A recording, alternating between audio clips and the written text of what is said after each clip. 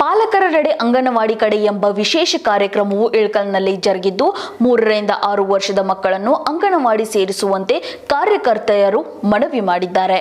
ಹೌದು, ಇಳಕಲ್ನ ward number 3ರ ಗಟ್ಟಿಪೇಟೆ anganwadi ಕೇಂದ್ರದಲ್ಲಿ ಪಾಲಕರ ನಡೆ ಅಂಗನವಾಡಿ ಕಡೆ ಎಂಬ ಕಾರ್ಯಕ್ರಮ ಹಮ್ಮಿಕೊಳ್ಳಲಾಗಿತ್ತು.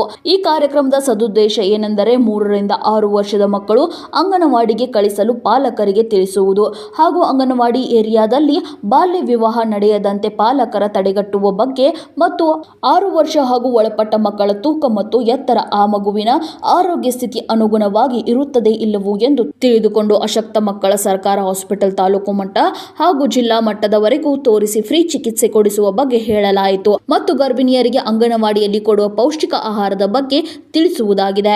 ಆ ನಿಟ್ಟಿನಲ್ಲಿ ಅಂಗನವಾಡಿ ಕಾರ್ಯಕರ್ತೆಯರು ಜನರಲ್ಲಿ ಅರಿವು ಮೂಡಿಸಿದರು.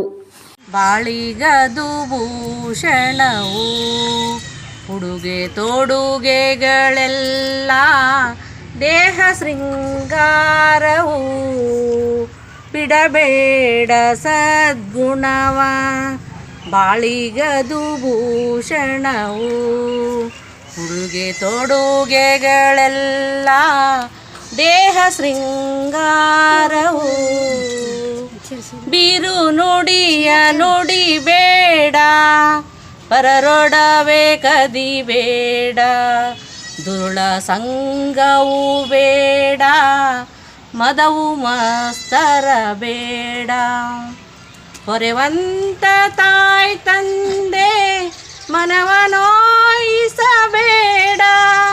ನರಜನ್ಮ ಸಾರ್ಥಕದ ಚಿಂತನೆಯ ಬಿಡಬೇಡ ಸದ್ಗುಣವ ಬಾಳಿಗದು ಭೂಷಣವು ಉಡುಗೆ ತೊಡುಗೆಗಳೆಲ್ಲ ದೇಹ ಶೃಂಗಾರವು ಸತ್ಯ ಧರ್ಮಗಳೆಂಬ ದೃಷ್ಟಿ ಕಣ್ಣೊಳಗಿರಲಿ ಉತ್ತಮರ ಉಪದೇಶ ವಾಣಿ ಕಿವಿಯೊಳಗಿರಲಿ ಚಿತ್ತದೊಳು ಸುವಿಚಾರ ಚಂದ್ರ ಮೂಡುತ್ತಲಿರಲಿ ದಾರಿದೀಪದ ಬೆಳಕು ದಾರಿ ತೋರುತ್ತಲಿರಲಿ.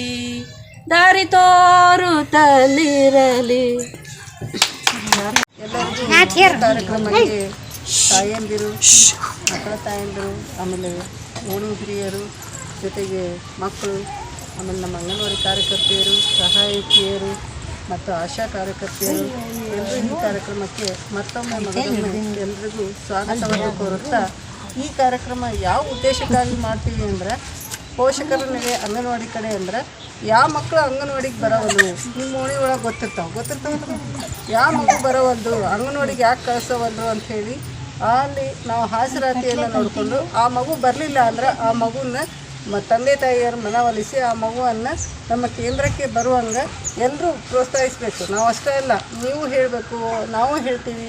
ಆ ಮಗುನ ಒಟ್ಟು ಅಂಗನವಾಡಿಗೆ ಬರೋ ಹಾಗೆ ನಾವು ಮಾಡಬೇಕು. ಜೊತೆಗೆ ನಾವು ಪ್ರತಿ ತಿಂಗಳು ಅಂಗನವಾಡಿ ಕೇಂದ್ರದೊಳಗೆ ಏನು ಮಾಡ್ತೀವಿ, ತೂಕ ಹಾಕ್ತೀವಿ, ಶಾಲಾ ಪೂರ್ವ ಶಿಕ್ಷಣ ಮಾಡ್ತೀವಿ. ಮಕ್ಕಳಿಗೆ ಹಾಡು, ಕತೆ, ಅಭಿನಯ ಗೀತೆಗಳನ್ನು ನಮ್ಮ ವರ್ಕರ್ ಮಾಡಿ ತೋರಿಸ್ತಾರೆ. ಹೊರಾಂಗಣ ಆಟ ಮಾಡಿಸ್ತಾರೆ.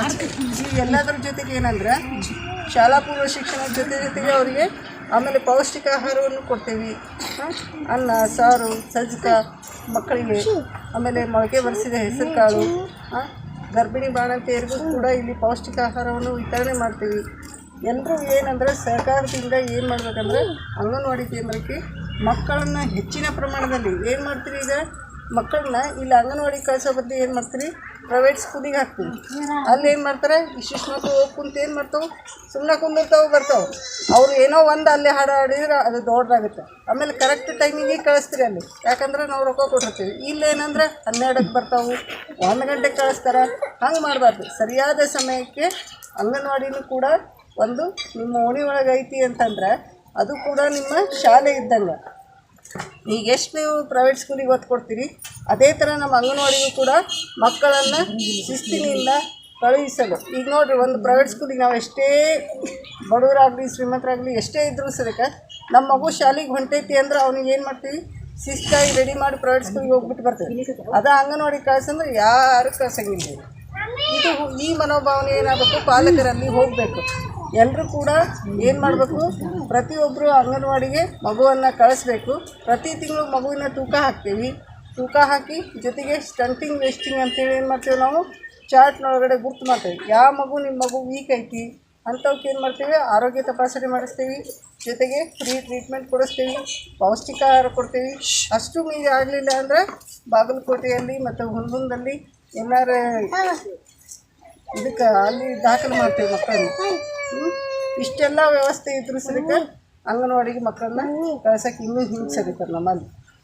ಅದಕ್ಕೋಸ್ಕರ ಏನು ಮಾಡಬೇಕು, ಪ್ರತಿಯೊಬ್ಬರು ನಿಮ್ಮ ಮನೆ ಪಕ್ಕದೊಳಗೆ ಯಾವ್ರ 3 ವರ್ಷದ ಮೇಲ್ಪಟ್ಟು ಹೋಗ್ತಿರ್ಲಿಲ್ಲ ಅಂಗನವಾಡಿಗೆ ಅಂದರೆ ನೀವೇನು ಮಾಡಬೇಕು, ನಮ್ಮ ಟೀಚರ್ ಗಮನಕ್ಕೆ ತೊಗೊಂಬರ್ರಿ. ಇಂಥ ಮಗು ಯಾಕೆ ಬರೋವಲ್ದು ಅಂತೇಳಿ ನಮ್ಮ ಟೀಚರ್ ಕೇಳ್ತಾರೆ. ನೀವು ಕೇಳಿ ಎಲ್ಲರೂ ಏನಂದ್ರೆ ಅಂಗನವಾಡಿಗೆ ಕಳಿಸಿಕೊಡ್ಬೇಕು.